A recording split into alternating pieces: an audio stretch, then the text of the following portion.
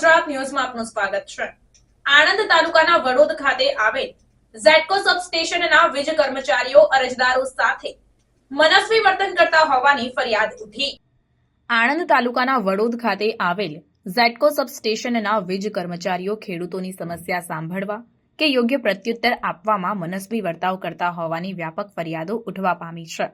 કલાકોના સિંચાઈ વીજ કાપની સમસ્યાને લઈને ખેડૂતોમાં રોષની લાગણી વ્યાપી જવા પામી છે।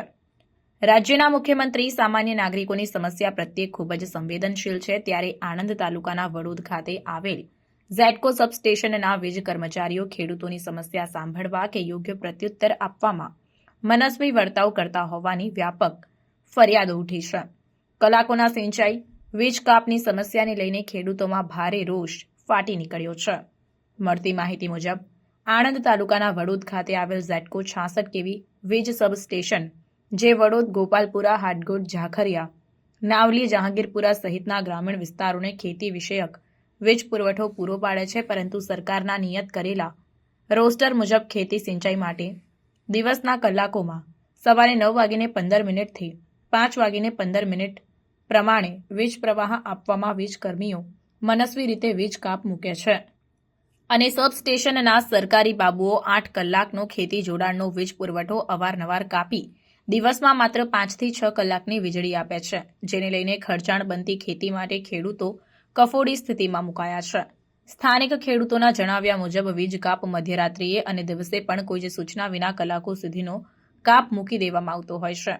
ખેડૂતો દ્વારા આ અંગે વીજ કર્મીઓને પૃચ્છા કરતા કાર્યપાલક ઇજનેર અને સ્ટાફ દ્વારા વીજ પુરવઠાની માહિતી ન આપી ઉપરથી સૂચના હોવાનું જણાવી અયોગ્ય વર્તન કરતા હોવાની ખેડૂતો હાલ ફરિયાદ કરી રહ્યા છે।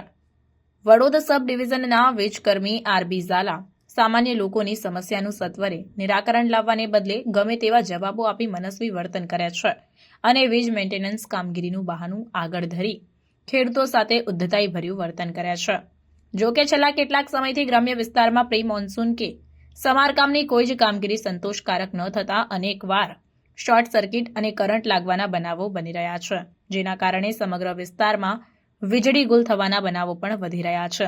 જો કે આ વિસ્તારના ખેડૂતો દિવસ કે રાત્રિના વીજ ભંગાણની સમસ્યા અંગે ઝડપથી ઉકેલ આવે અને વીજળીની સમસ્યાથી રાહત થાય તે અંગેની માંગ કરી રહ્યા છે। Reporter Rajendra Gohil, secular Gujarat news, Anand.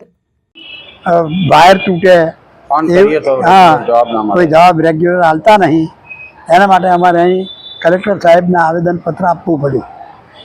Collector સાહેબ દ્વારા તમને શી બાંહેધરી આપવામાં આવી? અમને કલેક્ટર સાહેબે એવું કહ્યું કે હું વડોદરા ઝોનમાં તમારી ફરિયાદ નોંધાવું છું અને તમને તમારી ફરિયાદ સ્વાગતની મિટિંગમાં તમને બોલાવીશું સ્પેશિયલ, એટલે તે દિવસે તમે રૂબરૂ બધી રજૂઆત કરજો। અપડેટ્સ માટે જોતા રહો સેક્યુલર ગુજરાત ન્યૂઝ।